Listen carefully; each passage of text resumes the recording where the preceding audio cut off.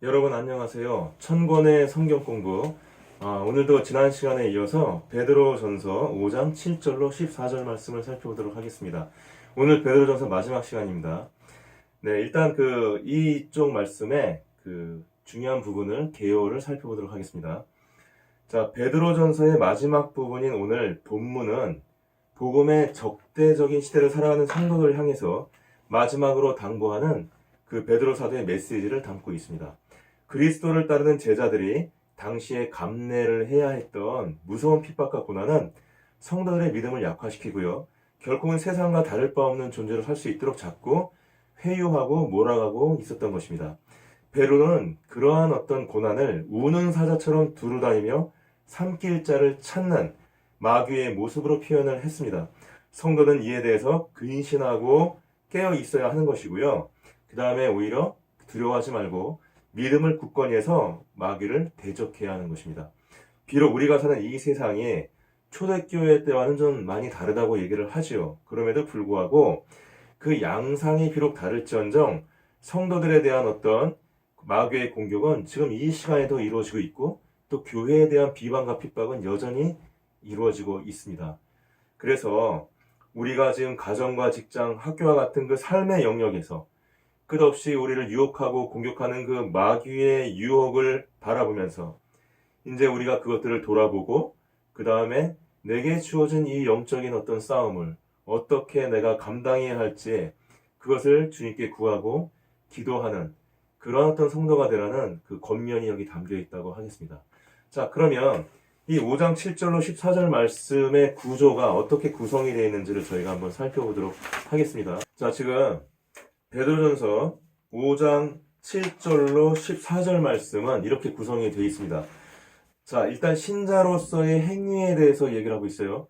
그것은 무엇이냐면 성도 서로에 대해서는 어떻게 하라? 서로 겸손하라. 지난 시간에 이어서 이제 계속 이어지는 얘기입니다. 자, 두 번째는 뭐냐 하면 마귀에 대해서는 어떻게 한다? 그 마귀는 지금 어떻게 하고 있습니까? 우는 사자같이 삼킬 자를 찾고 있다.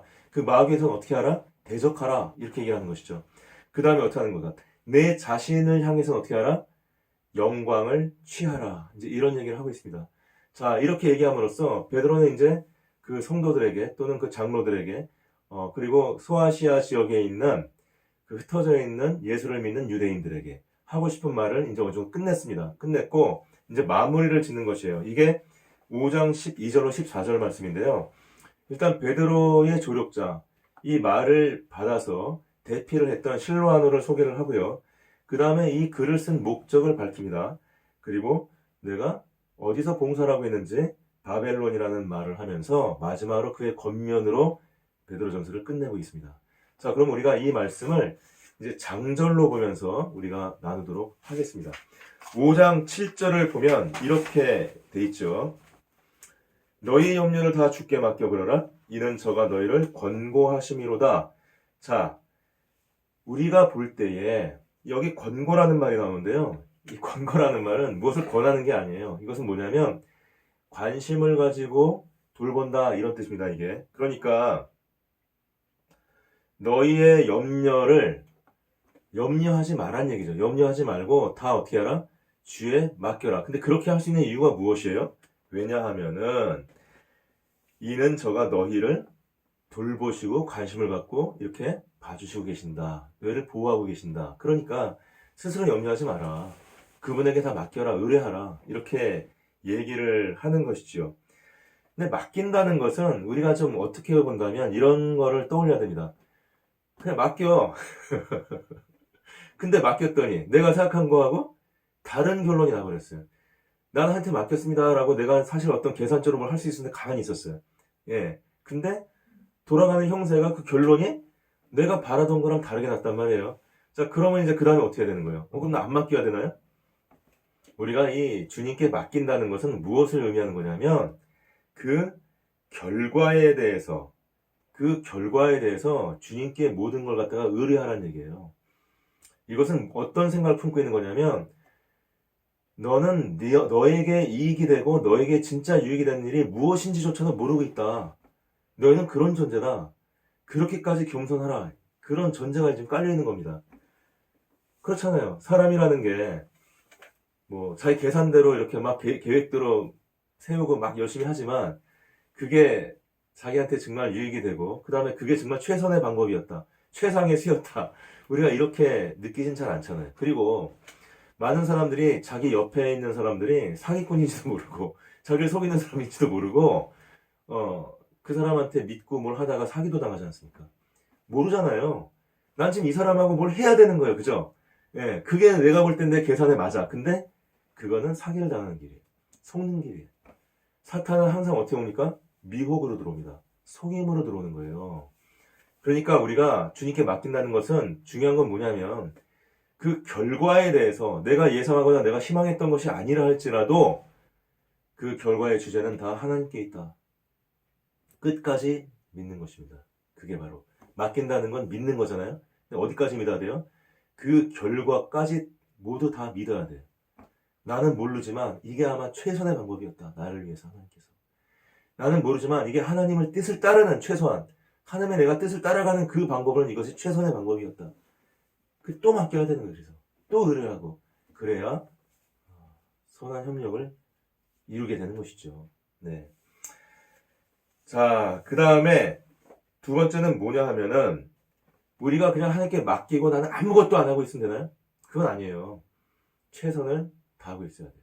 어떻게 최선을 다해요? 그 첫 번째 최선은 하나님의 뜻을 따르기 위한 최선이에요. 내가 내 교만을 내려놓고 내가 내 겸손을 진정하게 관계를 위해서 드러내고 그 다음에 하나님 앞에 나를 고백하고 나를 회개하고 끊임없이 세상에 주는 어떤 위협과 그 다음에 어떤 억압과 불안과 염려가 있음에도 불구하고 그래서 거기서 어떤 내 생각, 내 계산, 세상적인 어떤 방법이 막 떠오르고 생각이 남에도 불구하고 심지어 그런 게 막 제안이 들어옴에도 불구하고 다 거절하고 오직 하나님의 뜻만 따라가는 바로 그 싸움을 해야 되는 것이 그게 우리가 해야 될 일입니다. 자, 두 번째는 무엇입니까? 하나님의 뜻을 따르기 위해서 우리가 실제로 수고해야 될 일들이 있어요. 내가 판단하고 내가 결정한 그 일은 아닙니다. 그게. 하지만 우리는 그 하나님의 뜻을 따르는 일이 무엇인지를 어느 정도는 다 알고 있어요. 모르지 않습니다. 우리가 이게 싸움이 막 일어나고 분한 마음이 들 때도 이때는 하나님께서 참으라고 했는데 모르지 않잖아요. 다만 못할 뿐이지. 그죠? 예, 가정에서 내가 하나님의 뜻으로 진짜 하나님이 다스리는 가정으로 내 가장으로서 행동해야 되는데 못하죠. 몰라서 못하는 게 아니에요. 알지만 못해요. 우리가 할 일은 무엇이에요? 하나님의 뜻을 따르기 위해서 최선을 다하는 것이에요.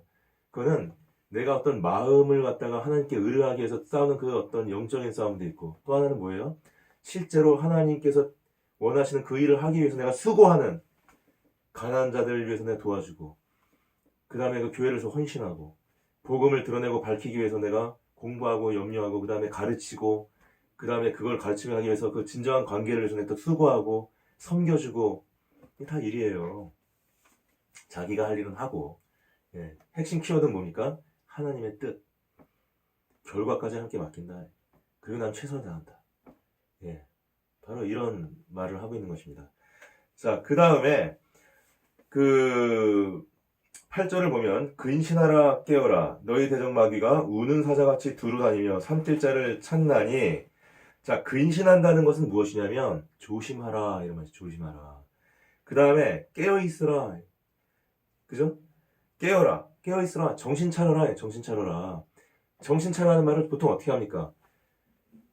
집중하고 그것을 인식하고 바라봐야 될 거는 보지 않고 엉뚱한데 한눈 팔고 있고 엉뚱한 생각에 빠져 있는 거 그러지 말란 얘기예요. 예, 그러지 말라. 그 다음에 세상을 이렇게 만만하게 보고 그 다음에 뭐 이렇게 마음을 탁 풀어놓고 그냥 막 이렇게 하지 말고 근신하라. 왜? 내가 그 마음을 놓고 내가 이렇게 딱 풀어지는 순간 내가 흔들리고 그 다음에 그만큼 마귀의 공격은 심해요.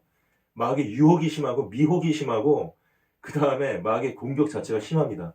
근신하고 깨어 있어야 우리가 대적할 수가 있어요.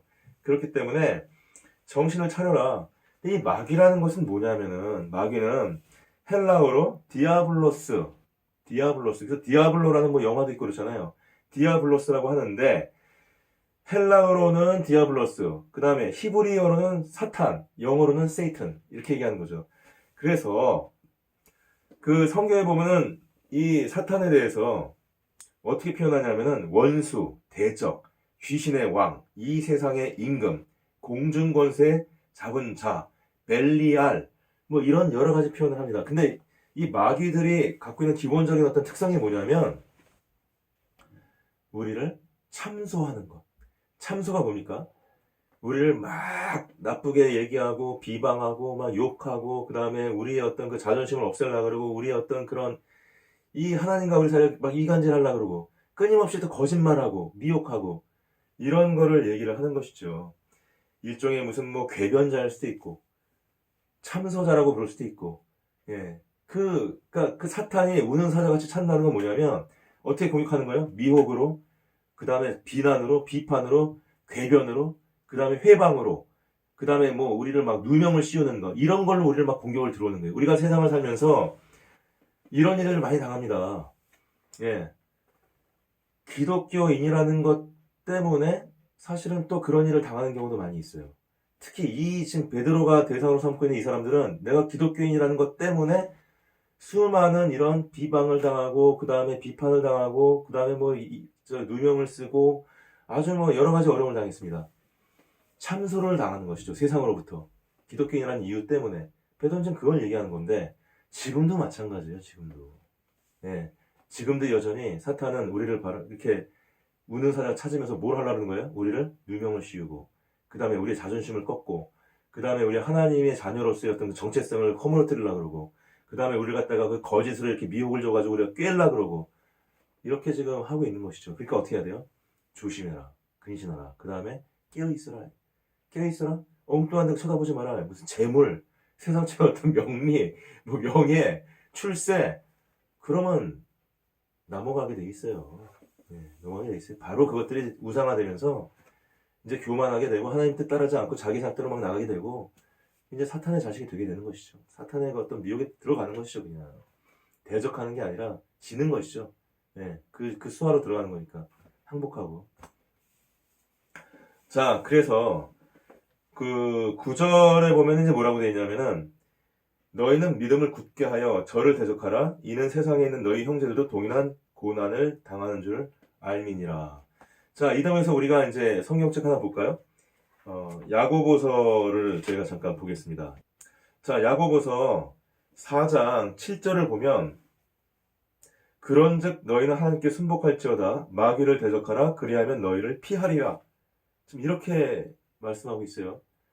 아, 하나님의 뜻을 따르라. 순복하라는 얘기는 그러니까 하나님의 뜻을 따르라는 거예요.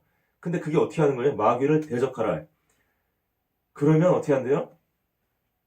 그리하면 너희를 피하리라. 이 무슨 말이에요?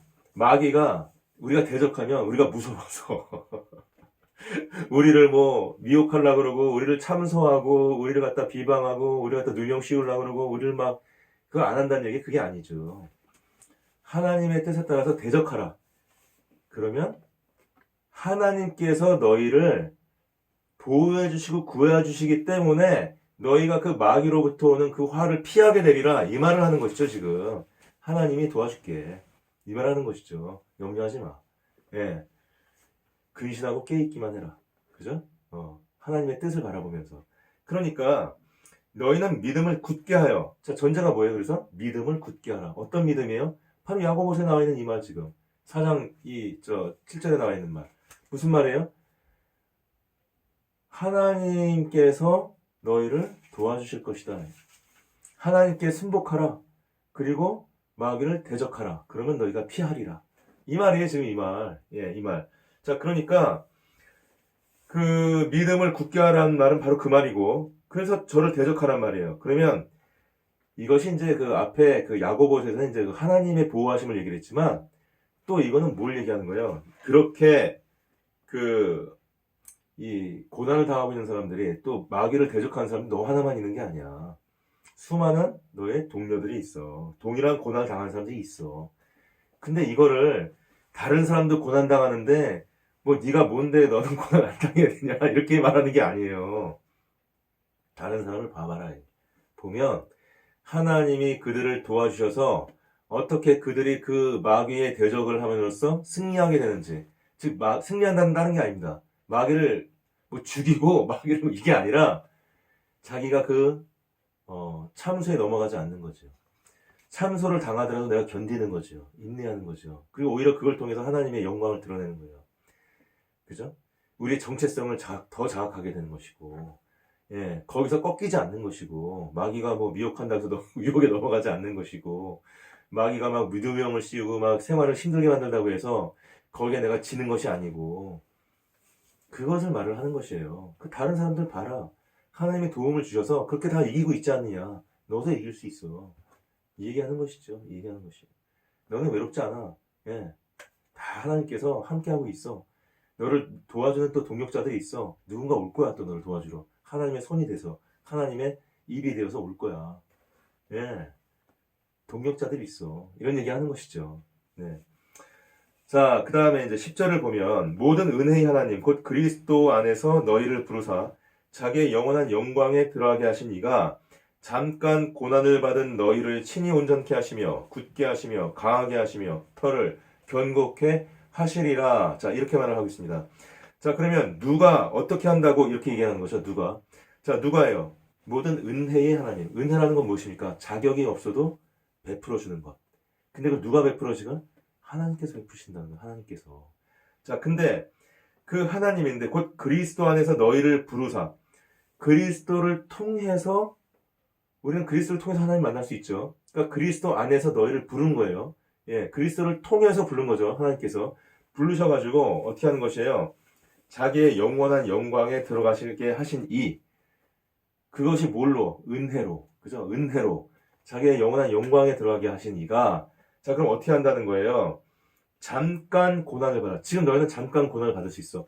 너희가 지금 받는 그 고난 잠깐이야. 근데 바로 그 하나님께서 어떻게 하신다는 거예요? 영원한 영광에 들어가게 하실 것이다. 예. 굳게 하시고, 강하게 하시고, 털을 견고케 하실 것이다. 자, 이렇게 얘기를 하는 것입니다. 자, 그러면 우리가 여기서 이제 어떤 장면을 생각할 수 있냐면은, 하나님께서 우리를 불러주심으로 우리가 하나님을 믿게 되었다. 이거 하나 알 수 있어요. 그리스도 예수 안에서 우리를 부르셨다 그랬잖아요. 부르셨다. 아, 내가 구원을 받고 은혜를 받은 거는 어떻게 된 거예요? 하나님께서 예수 그리스도의 그 십자가를 통해서 우리를 불러서, 즉 우리는 어떻게 은혜를 받았어요? 내가 뭐 회심해서, 내가 무슨 착한 일해서, 내가 뭐 그게 아니고, 예, 회심이나 무슨 뭐 세례 받고 뭐 이런 것들은 다 믿음의 확증이죠. 내가 믿었다는 것을 갖다 이제 드러내는 어떤 행위죠. 그 행위를 한다고 해서 구원이 오는 게 아니에요. 그게 아니고, 누가 하나님께 우리를 불러주셨기 때문에 우리가 구원을 받는 것이다. 이걸 하나 알 수가 있습니다. 또 하나는 뭐냐면, 영광에 이르렀어요. 예, 잠깐 고난을 받는 이 그리스도인들은. 근데 영광을 받지 못한 자들이 있어요. 영광을 받지 못한 자들은 뭐예요? 하나님의 영광의 기준에 부합하지 못하는 사람들. 즉 뭐예요? 하나님의 면전에 나올 수 없는 자들. 불렀으나 부르심에 응하지 못한 사람들. 또는 하나님께서 어떤 이유로 부르지 않은 자들. 왜 하나님께서 그렇게 하시는지는 우리는 알 수 없습니다. 이거를 놓고 수많은 신학적인 논란이 있었어요. 뭐 예정론이니 알미니안주의니 칼비니즘이니 뭐 수많은 얘기가 있었는데, 그것은 하나님의 어떤 신비입니다. 근데 정확한 건 뭐냐면, 적어도 우리 신도들 입장에서는 우리를 하나님께서 불러주셨다. 우리를 선택해 주셨다. 예, 감사한 거죠. 그러면 감사한 거죠. 하지만 그럼에도 불구하고 우리는 고난을 받을 수 있어요. 하지만 그 고난에 대해서 우리가 대적하고 이길 수도 있습니다. 그리고 우리는 그 고난을 받는다 할지라도 나중에 하나님께 가서, 하나님 면전에 가서, 하나님 앞에 가서 영원한 영광을 그분과 함께 누리게 될 수 있다. 이런 소망을 가진 사람들이다. 이게 다른 것이죠. 자, 그 다음에 11절. 권력이 셋에 무궁토록 그에게 있을지어다. 아멘. 자, 모든 권력은 어디에 있는 것이에요? 모든 권력은 하나님께 있는 것인데, 지금 근데 이 하나님이 어떤 분이에요? 10절에 보면 모든 은혜를, 그러니까 그냥 하나님의 은혜가 아니에요.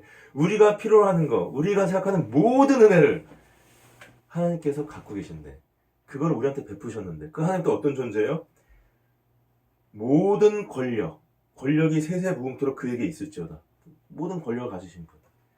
우리 하나님이 바로 그런 분이라는 것. 예. 참 든든하신 분이죠. 예, 그런 얘기를 하고 있는 것입니다. 그래서 이 하나님의 존재가 사실은 이 베드로가 말하는 이 고난 중에 있는 그 성도들에게 무엇이 되는 것입니까? 희망의 원천, 희망의 이유, 희망의 근거 이렇게 되는 것이죠. 지금 그걸 밝히고 있는 것이죠. 자, 그 다음에 12절. 자, 이제 정리하고 있습니다. 이제 이 말씀을 정리하고 있는 이게 편지거든요. 서신이에요, 일반 서신. 그러니까 이제 11절까지가 아멘 그랬잖아요. 여기까지 본론이에요, 본론. 내가 하고 싶었던 말. 그 다음에 12절부터는 이제 마무리하는 것이죠. 자, 어떤 말을 했을까요? 내가 신실한 형제로 하는 실로안으로 말미암아 너에게 간단히 써서 권하고 이것이 하나님의 참된 은혜임을 증거하노니 너희는 이 은혜에 굳게 서라. 자, 실로아노라는 사람을 소개를 하고 있습니다. 실로아노는 누구냐? 베드로가 이 베드로전서를 말을 할 때에 대피를 시킨 거예요. 실로아노는 헬라어를 잘 썼습니다. 문장을. 그래서 베드로가 말한 거를 실로아노가 이렇게 헬라어를 잘 썼어요. 그래서 베드로전서와 베드로후서는 문체가 다릅니다. 베드로후서는 베드로가 직접 썼다고 전해지는 것이죠. 베드로전서는 실로아노가 썼다. 이렇게 얘기를 하는 것이고요. 자, 그 다음에 이 사람은 누구냐면은 바울과 전도 여행을 따라갔던 거기 신라라는 사람이 있거든요. 신라. 그게 실로아노예요. 우리가 이제 이렇게 알면 되겠고요. 자, 이제 13절을 보겠습니다. 함께 택하심을 받은 바빌론에 있는 교회가 너에게 문안하고 내 아들 마가도 그리하니라. 자, 여기 영어로 보면은 She who is in Babylon chosen together with you sends you greetings and so does my son Mark 이렇게 되어 있습니다. 제가 지금 하고 싶은 말이 뭐냐면 여기 보면은 함께 택하심을 받은 바벨론에 있는 교회 이 교회가 She who is in Babylon she라고 여성형으로 되어 있다는 것이에요. 왜 그렇습니까? 이 교회를 뜻하는 에클레시아라는 말이 여성명사예요. 여성명사. 그래서 이 원어로 보면은 이 she라고 되어 있는 영어 성경에도 보면 she라고 되어 있습니다. 자, 그래서 이 교회가 바빌론에 있는 교회인데 그럼 바빌론은 좀 어디를 말하는 것일까? 이건 우리가 이제 서론 얘기할 때 했었어요. 혹자는 이것이 로마라고 얘기하기도 하고 혹자는 이것이 바로 그냥 바빌론이 맞다 이렇게 얘기를 하기도 한다는 것입니다. 예, 로마라고 얘기하는 사람들이 상당히 많은 것 같아요. 자, 그리고 여기 보면은 이 마가 내 아들 마가도 그러하니라 이 마가는 누구냐? 바로 마가 요한을 얘기하는 것이에요. 그래서 이 마가 요한이 누구예요? 마가복음 쓴 사람이에요. 마가복음 쓴 사람. 이 마가가 굉장히 베드로랑 친하다. 이런 걸 우리가 알 수 있고 어떤 신학자들은 뭐라고 얘기하냐면요. 마가복음이 사실은 마가가 쓰긴 썼는데 이 실로아노가 대피를 한 것처럼 그렇게 대피를 한 것이지 실제 저자는 베드로다 이렇게 얘기를 하는 사람들이 있습니다. 왜냐하면 마가가 지금 베드로의 아들이라고 지금 표현하잖아요. 그럼 나이가 어리다는 얘기예요. 그리고 이 마가는 예수님의 사도가 아니기 때문에 그분과의 삶을 경험하지 않았어요. 그분의 가르침을 직접 경험하지 않았거든요.